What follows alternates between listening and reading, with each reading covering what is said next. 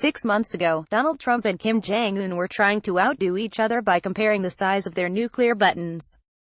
How times have changed. The announcement earlier this week that CIA Director Mike Pompeo had met with Kim Jong Un and confirmed that North Korean denuclearization was on the table was a massive development.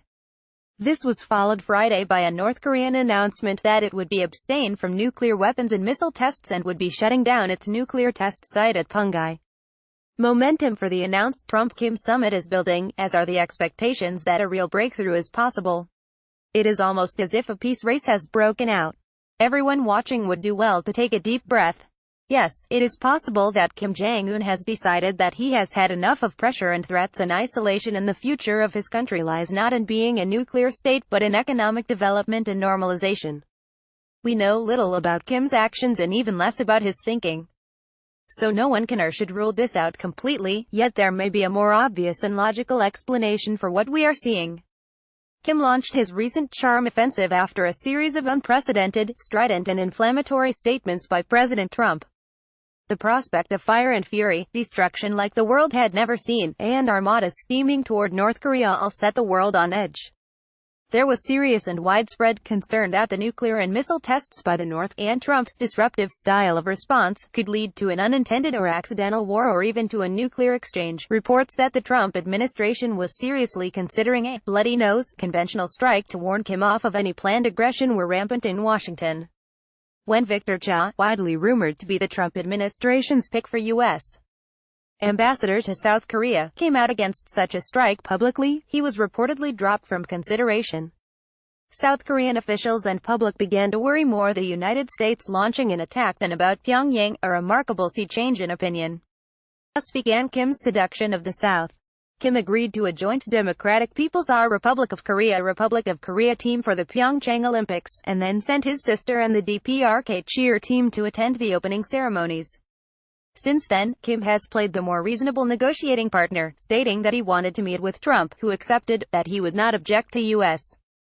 military exercises that were then scaled down, and now that he would not only suspend nuclear and missile tests but would shutter his nuclear test site. All of these steps walk back from the brinksmanship that has marked Kim's approach since he assumed power with the death of his father, and contrast him with the U.S. approach to date. Trump and his administration have bragged that they have given up nothing to get to the table with Kim, not surprising, since North Korea has wanted direct high-level talks with the United States for decades, and that the maximum pressure campaign would continue until North Korea took real irreversible steps to eliminate their strategic WMD programs.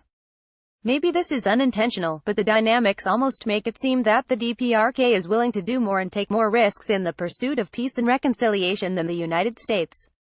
As such, it puts the U.S. in a very disadvantageous position should the summit fail to achieve a dramatic breakthrough, as most analysts believe. Negotiating full elimination of North Korea's nuclear and missile capabilities under effective verification will take months, and implementation years. So, if the U.S. refuses an extended diplomatic process, as seems likely given Trump and National Security Advisor John Bolton's past statements, then the DPRK will be in a good position to paint the United States and the unreasonable party, while that may not sell in the United States, where even if President Trump is mired at 40% approval ratings he still presumably outpolls Kim Jong Un in trustworthiness. I'm not aware of a poll that has actually checked, but it is a reasonable guess it will sell in South Korea and cast the U.S. as again the aggressor who is putting the South at risk. This vulnerability of the American image in South Korea is a remarkable turn of events, and one that the United States needs to take more seriously. The mismanagement of the U.S.-ROC alliance, as evidenced by Trump's move on trade tariffs and to try and charge South Korea for the deployment of missile defenses and bomber flyovers, has cost the U.S. much of its popularity and public support in South Korea.